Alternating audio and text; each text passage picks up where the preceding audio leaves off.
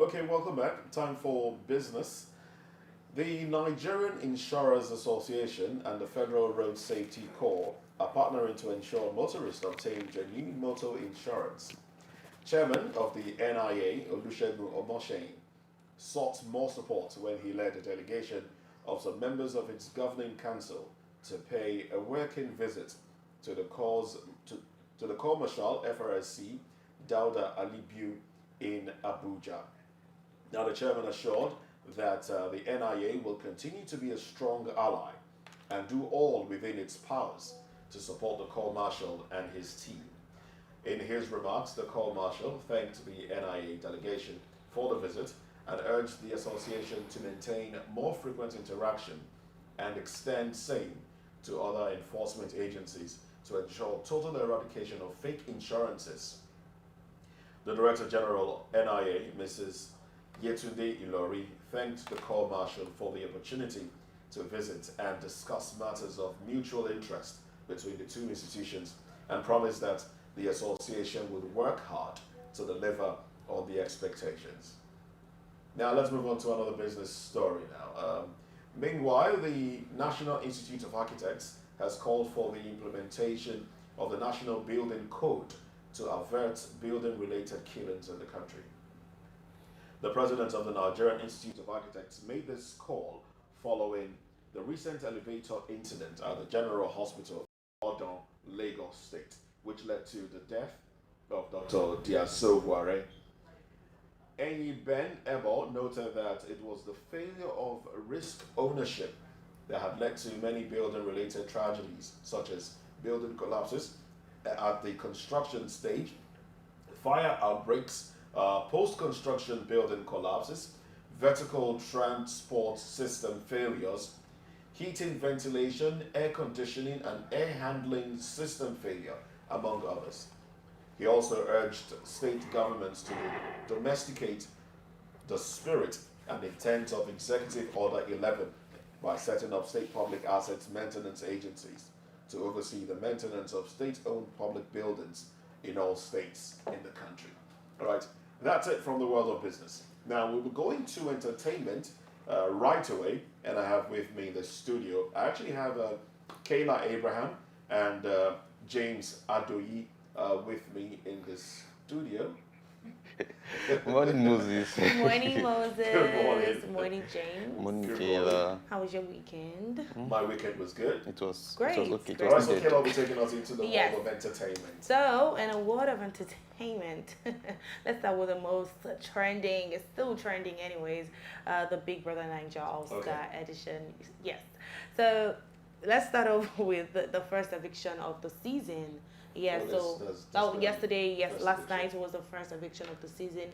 Well, Princess, yes, housemates from Ilebaye, housemates from, Double Wahala, I beg your pardon, housemates from Double Wahala, Princess has been evicted from the show. You know what's so funny? During her time, she got evicted. She was the first housemate to get evicted from the show, and now again she happens to be. Oh, sugar. She's I mean, very poor. unfortunate. Yeah, it's unfortunate. Although, it felt like, she wasn't giving him much, so people So saw why it did they coming. bring her back in? But let's speak of the eviction, though. Let's speak of the eviction. Really, if you recall, last week I did introduce a new format of eviction, Yes, which is the by the jury. housemates. Yeah, by ex-housemates actually. Ex-housemates. Ex-housemates, yeah. So they have ex-housemates coming every eviction show to pick from the bottom two. Yes, so the bottom two on the voting list, they get to pick which housemates they would love to evict. Right, and we had the jury, the likes of Bisola, yes, Bisola from Seagull Bay. Okay. Yes, we also had Dorothy from Lockdown Season. Oh. Yes, Dorothy. Oh, yes. And we had Mike Aries from the Shine Your Eye. Okay. Pepperdam Season, I beg your Mike, the pardon. very Pepperdam. tall, Yeah, the The athlete. nice looking Mike. Yes, you know that. Okay. So they were the three ex-housemates that represented the jury, and Okay. they had the bottom two was Sheyi and Princess, but apparently three of them picked Princess to be evicted yesterday. So unfortunately, Princess had to leave the show, and that was the first housemate, and that's the first housemate to be evicted this season. Well, that was it. It was really intense, but unfortunately for Princess, she had to go. But in the same vein of Big Brother, well, a housemate has also has been issued a double strike. So yes, Ilebaye. So for those of us that don't know, this Big Brother has his rules in the house, and there are certain rules you cannot just break. If you break them, you get punishment, you get a strike, and after 3 strikes, you get disqualified.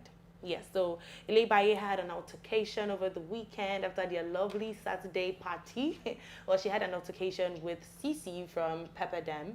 Yes, Ilebaye from the Level Up season 7, had an altercation with CeeC, which led to physical altercations. So but she tried to hug her, didn't she? that was the covering up. That was the covering up right there. She pulled CeeC's hair actually and hugged her. On top of that, she also physically, pushed Doyin, which happens to be her friend, So yeah, she had a lot of violence going on that night, and Big Brother issued her a double strike, which actually caused, controversy on social media, because people were like, wow, Big Brother, wow, violence, and you're giving her 2 strikes, while other housemates that didn't even get, from previous seasons that didn't even get violence, got disqualified, Okay. Yeah, so they expected it. They expected a disqualification.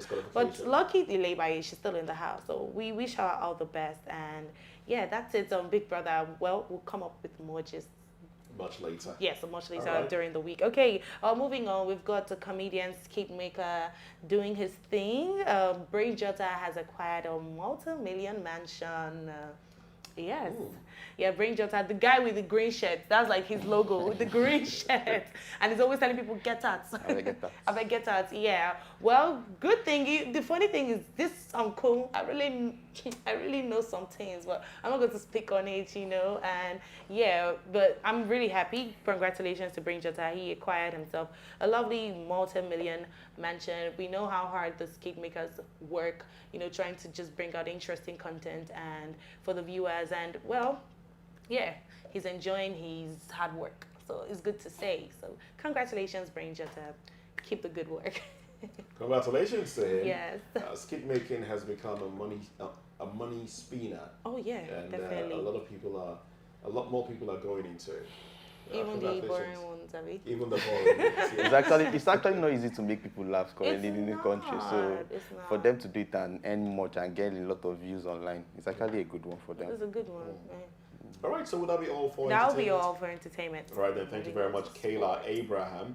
Now let's join James Adoyi. James. Yes. Over the weekend there was a lot that happened in the world of sports, ranging from football to golf and tennis. But for time, we'll just be with stay with football. Okay. And this morning, the European three Lions of England, and 9-time African champions, Nigerian Super Falcons, will clash in the round of 16 of the 2023 FIFA Women's World Cup, which is being hosted at Australia and New Zealand. And this will be the second time the England and Falcons will come and face each other in the Seniors Women's World Cup. The match is scheduled to start 8:30, so it started already, and it's like the 19th minute, and it's still goalless. And zeros. To get the knockout, Randy Waldrum has led the side and urged the side to come out victorious, and hope that after a goalless draw against Canada and the Republic of Ireland, they hope to win England to qualify for the quarterfinal. So everybody's here hoping and cheering them up and wishing that they come out victorious. You also hope that they win England? Yes. Why not? Yes, probably of course. Nigerian. Even if it's 1-0, even if it's a good team, I'm satisfied. Well, the English team is also a strong team. It's actually a very strong team, very strong team, but we're not intimidated. Nigerians are stronger. I've been through worse. Okay. Now moving on, we still have good news. Our Nigerian Tigress, that's our basketball female team. They came out victorious. They won the Afro basketball basket champion on Saturday. The Tigress now have won 4 of the last previous edition. They won in 2017, 2019, 2021, and now 2023. They have equaled the former record, which was held by Senegal. They won it in 1974, 1977, 1979, and 1981. And this will be the 6th time the senior national team will win the competition. And the Tigers, it was actually a close one. It was actually a close one, but the Tigers came prepared and we came out victorious. Congratulations. Yes, and meanwhile, in the third place, the host Rwanda, they lost to Mali by 89 points to 51. So Mali came in third, Nigerian first, and it's actually a good one. And the team are back. They're back to Nigeria, and there are videos of them enjoying themselves enjoying their victory. Because it was not actually easy to go and compete with other African countries and defend your titles back to back to back to back. I think this will also be like motivation for the Super Falcons now. Yes, so they see that our ladies did it in basketball, we can do it in football. Hey. I think they have the Falcons have a more difficult test than this. Yes, but we are cheering them on. You're still cheering them on. Yeah, nothing is actually impossible. It's football. It's football, so a lot happens. So. Moving on, let's take on the foreign scene. Go to the foreign scene now, where we have Arsenal and Manchester City, where we all predicted that Man City to win, but Arsenal came and won. It was Arsenal. You don't seem pleased, James. No, I'm actually pleased. I'm actually happy for Arsenal to win because they went through a lot last season after losing the. So this is compensation for Arsenal. Yes. They just use one to calm down. And it's not actually easy coming up to win treble winners. Man City won treble, that is the Premier League, the FA Cup, and the Champions League last season. So they came into this match with full confidence that it's Arsenal and I will beat Arsenal. But Arsenal came in from behind after first goal from Palmer around the 77th minute. Gave Man City the first goal, and it was 1-0 until the 98th or 99th minute where Trossard played the shot and it was deflected by Akanji. And it went into penalties, and then Arsenal won 4-1 on penalties. It was a good joy for them. To Arsenal there. Kudos to fans of Arsenal. I know, fans take these things personally. Very personal. And it was actually a good one for players like Declan Rice and Joey Timber, the new signings, Kai Havertz, their first game. First competition of the match of their new club, and they got the trophy. It's actually a good boost. And going into the season, which is about to start this Saturday, to be a huge boost for every one of them. But wish them well. From this weekend, I think many men will be having serious mood swings because we don't know what will be happening with different teams. We don't know teams like people that support. Let's not mention names, but we have clubs that will not be happy. What club do you support? I'm an Arsenal fan. Oh, so you're happy? For now. Oh, that's oh, wow. Okay. For now, he's happy, but we don't know what will happen within the week from next weekend. Arsenal they have a record of just doing things, that may not make you happy.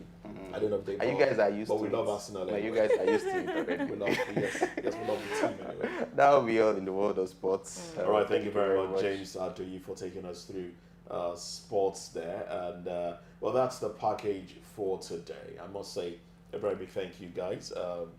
Kayla Abraham and James Adoyi. Thanks for having me. And also thank you to you for staying with us on the program. I would like for you to subscribe, click the subscribe button, and be part of everything we do right here. If there's anything happening in your neighborhood, you could just drop it underneath our most recent post. All right, interact with us. We want to hear from you. All right, and I am Moses Humphrey. On behalf of the crew, I want to say thank you once again for joining us, and do stay with us as VOP This Morning will be back tomorrow. Bye for now.